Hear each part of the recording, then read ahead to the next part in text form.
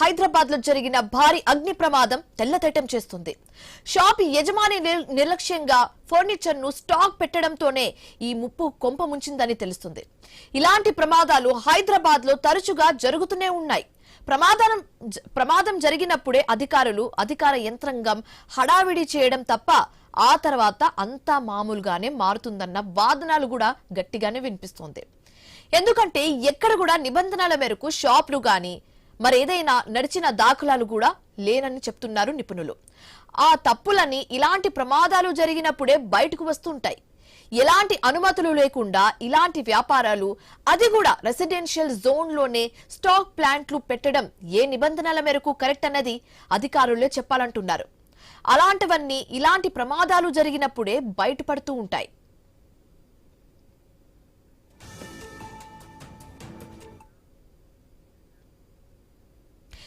హైదరాబాద్ నాంపల్లిలో జరిగిన ప్రమాదంలో కూడా అధికారుల నిర్లక్ష్యం కొట్టివచ్చినట్లుగా కనిపిస్తుందని విమర్శలు గట్టిగా వినిపిస్తోంది.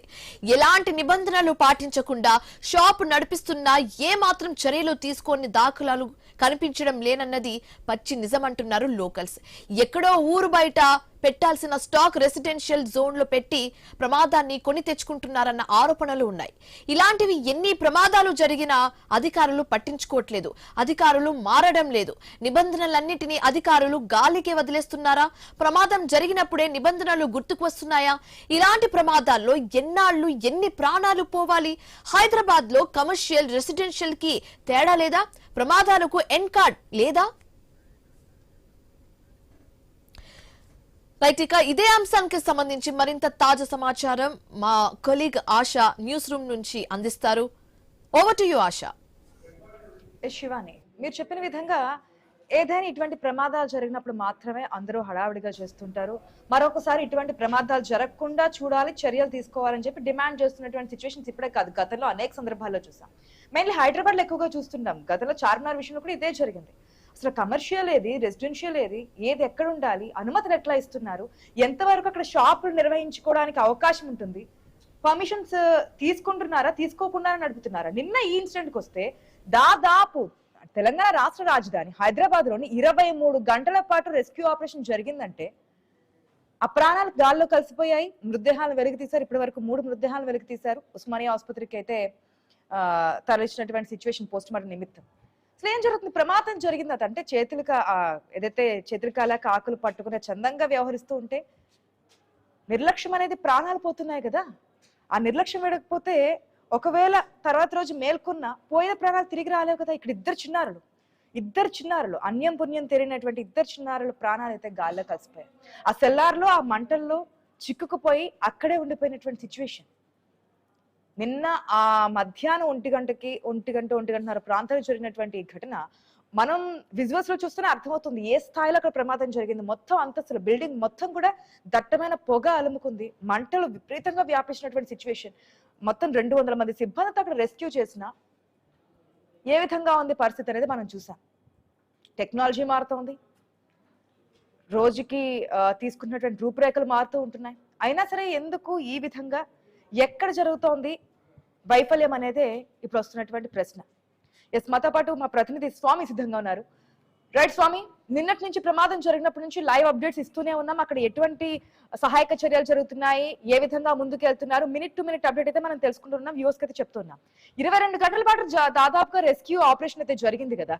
చాలా అనుమానాలు బిల్డింగ్ సంబంధించి కూడా వస్తున్నాయి. ఇది రెసిడెన్షియల్ గా ఏ విధంగా ఇస్తారు, షాప్స్ కి ఏ విధంగా పర్మిషన్ ఇస్తారు, అసలు వెళ్ళడానికి కూడా వేయలేదు. నిన్న మీరు చూపించినటువంటి విజువల్స్ లోనే క్లియర్ గా చూసాం. ఒక వాల్ కి అంటే సెల్లార్కి రంధ్రం చేసి వెళ్తే తప్ప వెళ్ళలేనటువంటి సిచ్యువేషన్ మనకు కనిపించింది. ఏ విధంగా రెస్పాండ్ అవుతున్నారు అధికారులు ఈ ప్రమాదానికి సంబంధించి? అంటే ఆశ, హైదరాబాద్ లో వరుసగా ఈ ప్రమాదాలన్నీ కూడా ఎక్కడే చిన్న ప్రమాదం జరిగినా పదుల సంఖ్యలో జనం ప్రాణాలు గాల్లో కలిసిపోతున్నాయి. మనం రీసెంట్గా చూసాం.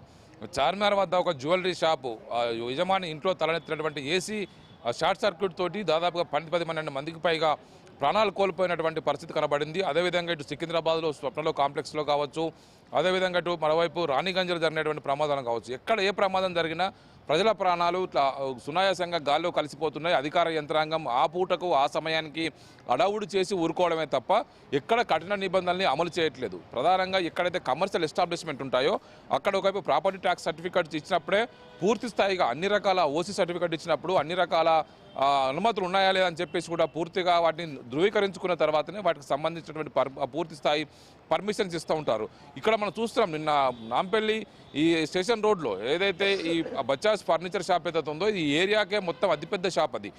దాంతోపాటు అక్కడ పదుల సంఖ్యలో అనేక షాపులు అక్కడ ఉన్నాయి. వాటికి సంబంధించినటువంటి విషయంలో నిత్యం జిహెచ్ఎంసీ అధికారులు హైడ్రా అధికారులు అక్కడే సంచరిస్తూ ఉంటారు. సెల్లార్లలో అక్రమంగా సెల్లార్లలో పార్కింగ్ చేయాల్సినటువంటి ప్రదేశంలో ఒకవైపు వారికి సంబంధించినటువంటి వాచ్మెన్ కుటుంబం అలానే జీవిస్తూ ఉంది. దాంతోపాటు పెద్ద ఎత్తున కూడా దాని ఒక గోడౌన్గా వినియోగిస్తూ ఉన్నారు. కింద స్థాయిలో భారీ ఎత్తున ఫర్నిచర్ స్టాక్ కావచ్చు, ఫర్నిచర్ మెటీరియల్ కావచ్చు, అంతే అందులో పెట్టి 2 అంతస్తులు సెల్లార్లో ఉన్నటువంటి స్టిల్పెస్ 2 లోయర్ గ్రౌండ్లో 2 అంతస్తుల్లో మొత్తం ఇదే స్టోరేజ్ అంతా కూడా చేయడంతో కూడా మంటలు అంటుకొని అవి పూర్తిగా బయటికి తీసుకురాలేని పరిస్థితి. ఒకవైపు నుంచి బయటికి లోపల చిక్కుకున్న వారు బయటికి రాలేని పరిస్థితి ఉంది. అందుకే ఆ పిల్లల్ని రక్షించడం కోసం వెళ్ళినటువంటి మహిళ కావచ్చు, మరో 2 యువకులు కూడా ఊపిరాడక అందులోనే ప్రాణాలు కోల్పోయారు. ఒక్కసారి మంటలు అంటుకుంటే అత్యంత అగ్ని ప్రమాదం సంభవించినప్పుడు ఎక్కువగా వైపు మంటలు వ్యాప్తికి చేయగలిగినటువంటి ఫోమ్ కావచ్చు, అక్కడ మెటీరియల్ కావచ్చు, రెగ్జిన్ కావచ్చు, వుడెన్ వర్క్ కావచ్చు, ప్లాస్టిక్ మెటీరియల్ అంతా కూడా ఒక్కసారిగా మంటలు అంటుకుంటే అంత తొందరగా మంటలు ఆరిపోవు, తొందరగా వ్యాపిస్తూ ముందుకు పోతుంటుంటాయి. మరోవైపు ఆ మెటీరియల్ని పేస్ట్ చేయడం కోసం వాడేటువంటి కెమికల్స్ అత్యంత అగ్నిగుణం ఉండేటువంటి మెటీరియల్ అని చెప్పేసి కూడా అక్కడ నిపుణులు అంటున్నారు. అక్కడ ఫైర్కి సంబంధించినటువంటి ఎలాంటి ప్రికాషనరు ఆ సంస్థ ఫర్నిచర్ యజమాని తీసుకోకపోవడంతో ఇప్పుడు 5 మంది ప్రాణాలు గాల్లో కలిసిపోయాయి. ఇలాంటి ప్రమాదాలు జరిగినప్పుడే అడవుడు చేసి ఊరుకున్నటువంటి అధికారులు ఒకవైపు ఫైర్ డిపార్ట్మెంటు, మరోవైపు ఇటు జిహెచ్ఎంసీ ఎవరు కూడా కోఆర్డినేషన్ చేసుకొని కేవలం ఏదైనా ఒక ఆసుపత్రిలో ప్రమాదం జరిగితే ఆసుపత్రి మీద దాడులు చేసి అన్ని ఆసుపత్రులన్నీ కూడా చెక్ చేస్తారు. ఆ తర్వాత ఏదైనా ప్రైవేటు హోటల్లో కావచ్చు జరిగినప్పుడు హోటల్ మాత్రం చూస్తూ ఊరుకుంటారు. ఇప్పుడు ఇలాంటి ఫర్నిచర్ షాప్లో ఇష్యూ జరగగానే మళ్ళీ ఇప్పుడు ఫర్నిచర్ షాప్ల మీద పడి అన్ని చెక్ చేస్తూ ఉంటారు. కానీ ర్యాండమ్గా ఒక వ్యవస్థ అంటూ కూడా ఒక పర్మనెంట్ సెటప్ అంటూ కూడా చేయకుండా నిర్లక్ష్యంగా వ్యవహరిస్తున్న కారణంగానే హైదరాబాద్తో పాటు నగరం ఎక్కడ కూడా దేశవ్యాప్తంగా కావచ్చు, వివిధ పట్టణాల్లో కావచ్చు, తెలంగాణ వ్యాప్తంగా కావచ్చు ఇదే పరిస్థితి నెలకొని ఉన్నది. అధికార యంత్రాంగం ఏదైనా సంఘటన జరిగినప్పుడు మాత్రమే పొలిటికల్గా అడావుడి చేసి అధికారుల మీద చర్యలు తీసుకోవడం, లేకపోతే అధికారులు అడావుడి చేసి కింది స్థాయి సిబ్బంది మీద వేటు లాంటివి జరుగుతున్నాయి తప్ప ఒక పర్మనెంట్ సొల్యూషన్ అంటూ చేయలేకపోతున్నారు. ఆశ స్వామి, మీరు చెప్పిన విధంగా వాస్తవాలే. ఎప్పుడు ఏదైనా జరిగినప్పుడు ఆ రైట్స్ వరకు మనం చూస్తూ ఉంటాం, మనం చెప్తూ ఉంటాం తప్ప మళ్ళీ ప్రమాదం జరిగినప్పుడు మళ్ళీ తెర మీదకి వస్తుంది ఆ ప్రమాదం గురించి మాట్లాడుతుంటాం తప్ప అధికారుల చలనం ఎందుకు రావట్లేదు? నిర్లక్ష్యానికి ఎవరు మూల్యం చెల్లిస్తారనేది ప్రధాన ప్రశ్న. థ్యాంక్స్ ఫర్ ద అప్డేట్ స్వామి. మొత్తంగా చూస్తే నిబంధనలను అతిక్రమించి వెళ్తున్నారు. అక్కడ నిజంగానే షాప్ రన్ చేయొచ్చా? పర్మిషన్స్ ఉన్నాయా? సెల్లార్ అంటే సాధారణంగా వెహికల్స్ అక్కడ పార్క్ చేయడానికి ఉపయోగిస్తుంటారు. అట్లాంటిది అక్కడ వెళ్ళడానికి కూడా చాయిస్ లేకుండా దాదాపు 22 గంటల పాటు రెస్క్యూ జరిగిందంటే అక్కడ పూర్తిగా కూడా మెటీరియల్, అది కూడా ఫర్నిచర్ మెటీరియల్ కాబట్టి ఆ ఫోమ్ కావచ్చు, ఆ వుడ్ కావచ్చు, దానిపైన వేసే క్లాత్ కావచ్చు, ఇవన్నీ కూడా మనకి ఇంకా అగ్ని ఎక్కువ అంటే మంటలు ఇంకా వ్యాపించేటువంటి మెటీరియల్ ఎక్కువగా ఉంది కాబట్టి ఈ స్థాయిలో ప్రమాదం జరిగింది.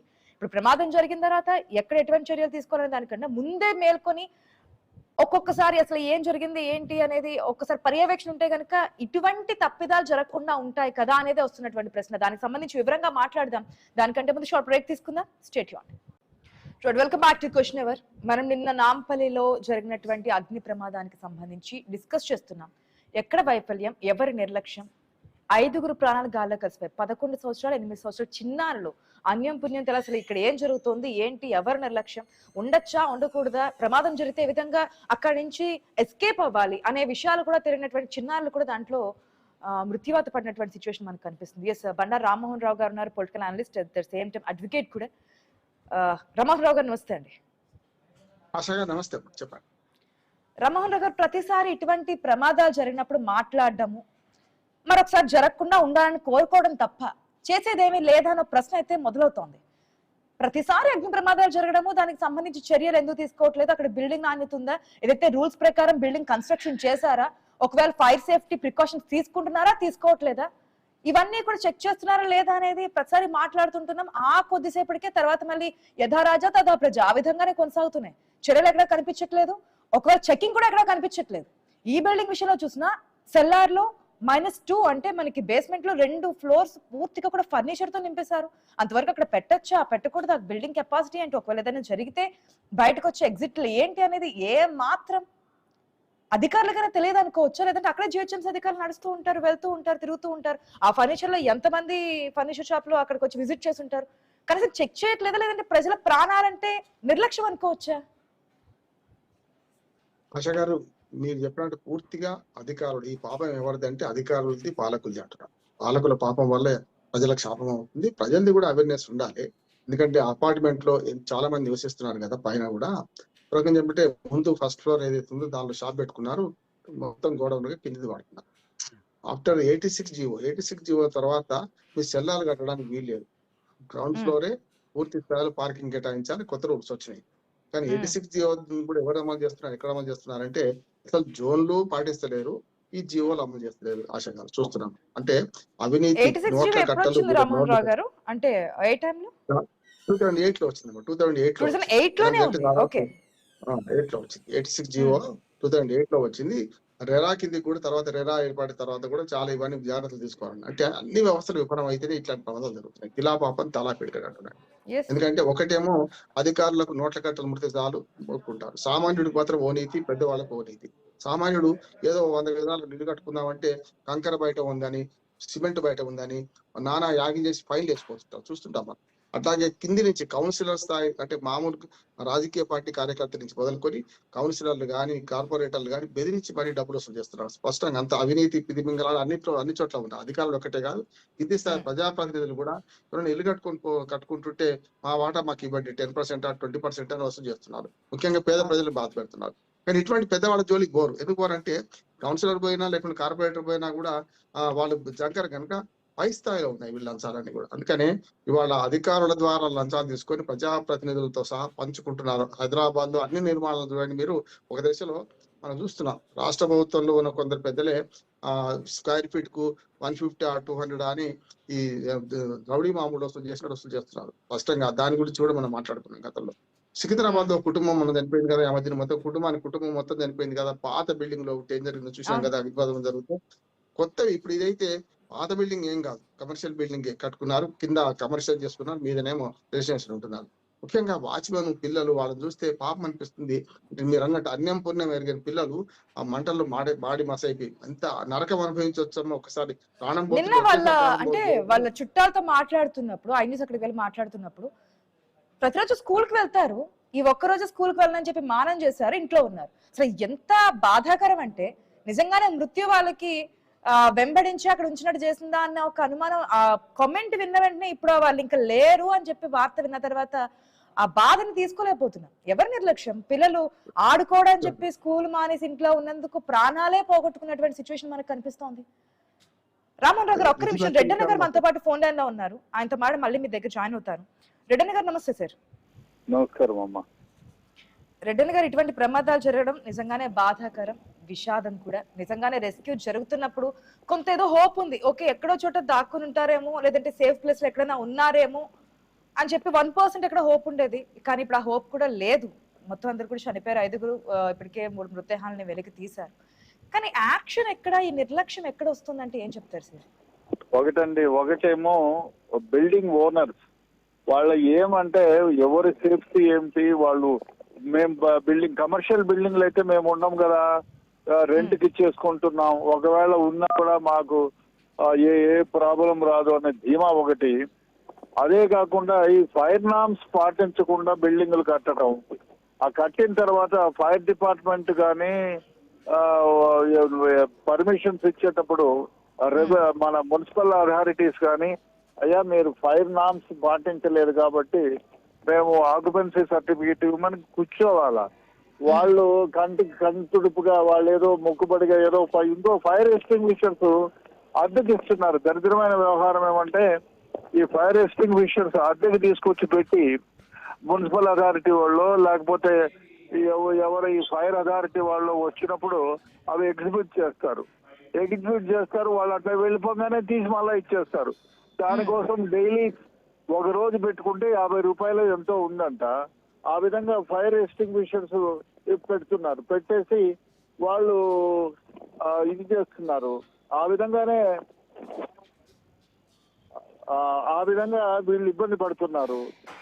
ఇంకో దరిద్రమైన వ్యవహారం ఏమిటంటే ఇప్పుడు చూసారా, ఇప్పుడు ఈ జరిగిన బిల్డింగ్ లో వాళ్ళు పైప్ లైన్ వేశారు. It was not connected to the water. There is no water coming inside. So అదే దరిద్రమైన వ్యవహారం కదా. వాళ్ళు అసలు అదే కాకుండా పీరియాడికల్ గా ఎవ్రీ ఇయర్ ఏదో ఒక డేట్ లో అయ్యా మేము వీఆర్ కమింగ్ ఫర్ ఇన్స్పెక్షన్ అని 2-3 సార్లు అన్నా పోగలిగితే వాళ్ళు ఏం బాబు దీంట్లో అసలు పైపులు పెట్టి నీళ్లు లేకపోతే వాటికి యూజ్ అండి.